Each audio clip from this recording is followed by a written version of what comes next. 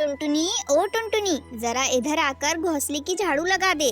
अरे माँ, आप कर लो ना, मैं मेहंदी लगाना सीख रही हूँ। इस चिड़िया को और कोई काम नहीं है, जब देखो मेहंदी लगाने बैठ जाती है। ये नहीं कि काम में मेरी कुछ मदद कर दे।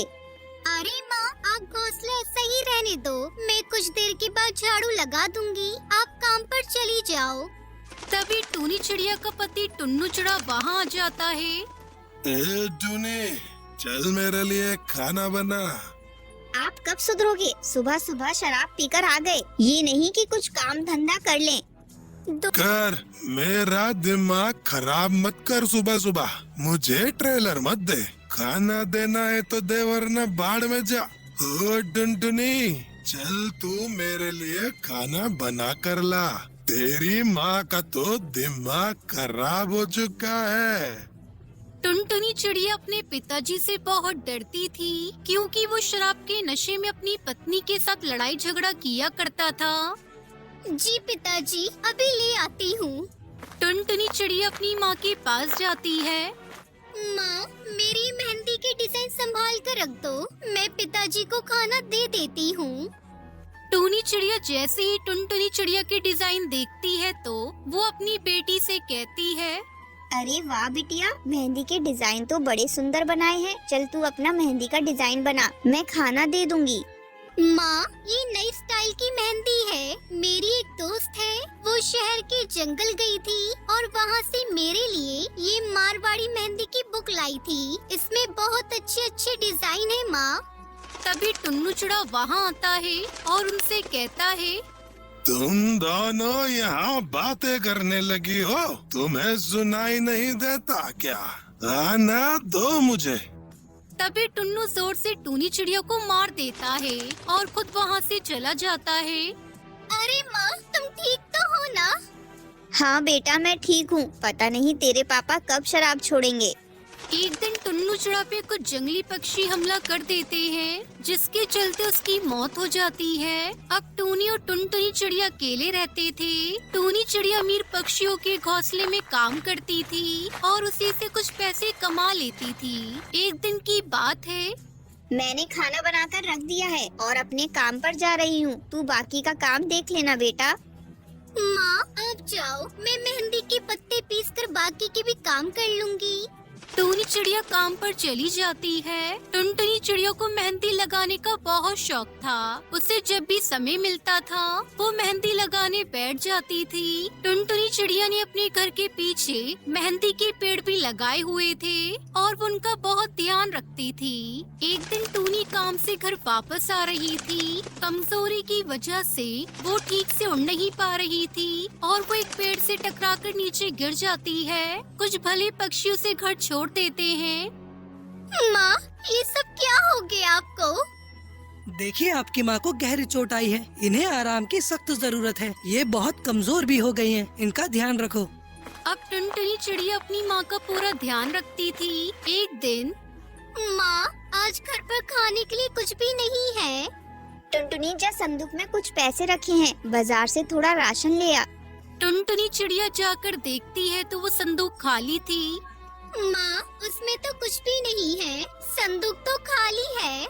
तेरे बाप ने उसकी भी शराब पी ली होगी। मैंने छुपाकर कुछ पैसे रखे थे, पता नहीं कब उसने वो पैसे निकाल लिए। खुद तो चला गया और हमें यहाँ मरने के लिए छोड़ गया।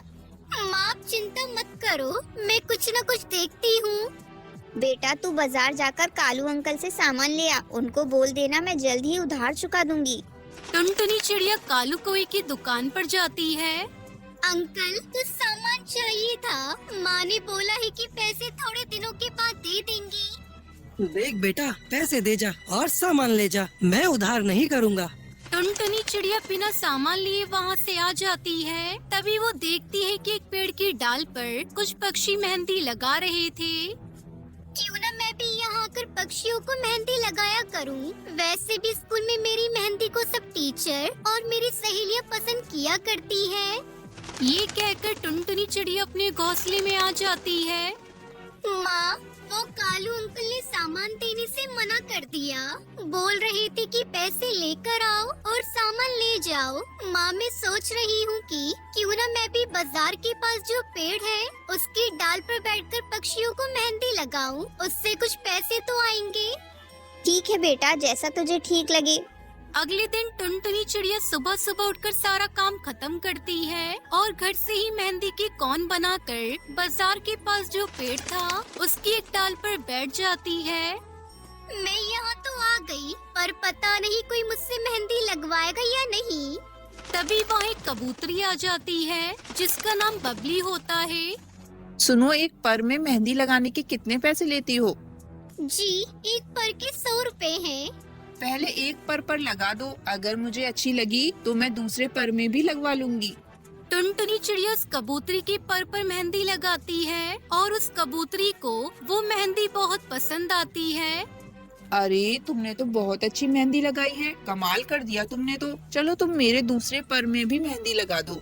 बबली की परों में इतनी अच्छी मेहंदी देखकर बाकी की चिड़िया भी उसके पास आती है और उससे मेहंदी लगवाती है। इस तरह टुनटुनी चिड़िया की अच्छी कमाई होने लगती है। अब टुनटुनी चिड़िया उन पैसों से अपनी माँ के लिए दवाई और खाना भी खरीद लेती है और फिर टुनटुनी चिड़िया खुशी खुशी अपनी माँ के साथ रहने लगती है। ये कहानी है सीतापुर गांव के एक छोटे से जंगल में रहने वाली टुनटुनी चिड़िया की, जो अपनी माँ के साथ उसी जंगल में एक आम के पेड़ पर रहती थी। टुनटुनी चंचल थी, लेकिन वो चीजों को जल्दी समझ नहीं पाती थी। टुनटुनी की माँ गरीब थी और वो बहुत मुश्किल से अपना और टुनटुनी का खर्चा उठाती थी। टुनटुनी की माँ मेहंदी बेचने का काम करती थी। टुनटुनी की माँ का नाम टूनी था। एक दिन जब टुनटुनी अपनी सहेलियों के साथ खेल रही थी, तब एक सहेली पिंकी चिड़िया ने टुनटुनी से कहा, सुन टुनटुनी, हम सब मेहंदी सीखने जाएंगे, तू भी चल हमारे साथ। नहीं, मैं नहीं जा सकती। क्यों नहीं जा सकती तू? क्योंकि मेरी माँ के पास इतने पैसे नहीं है। ये कहते हुए टुनटुनी चिड़िया की आंखें भर आई थी। तभी एक दूसरी सहेली ने टुनटुनी से कहा, टुनटुनी, तू नहीं जा सकती तो कोई बात नहीं। अगले दिन टुनटुनी की सारी सहेलियां मेहंदी सीखने के लिए चली गयी। जब टुनटुनी की माँ अपने घोंसले में पहुँची तो उसने जो देखा वो देखकर उसे बहुत दुख हुआ। टूनी चिड़िया टुनटुनी को रोता देखकर घबरा जाती है और उससे पूछती है, क्या हुआ टुनटुनी? पहले टुनटुनी कुछ नहीं कहती, फिर माँ के बहुत पूछने पर वो अपनी सहेलियों के साथ हुई बात के बारे में बताती है। टुनटुनी अपनी माँ से कहती है, माँ, हम इतने गरीब क्यों हैं?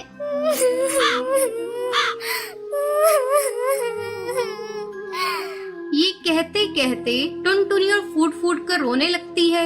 ये देख उसकी माँ भी खुद को रोक नहीं पाती और टुनटुनी को अपने सीने से लगाकर रोने लगती है। ये सब एक दूर बैठा हरी तोता देख रहा था। हरी तोता टूनी चिड़िया के पास गया। हरी तोते ने टूनी चिड़िया से पूछा, क्या हुआ टूनी बहन?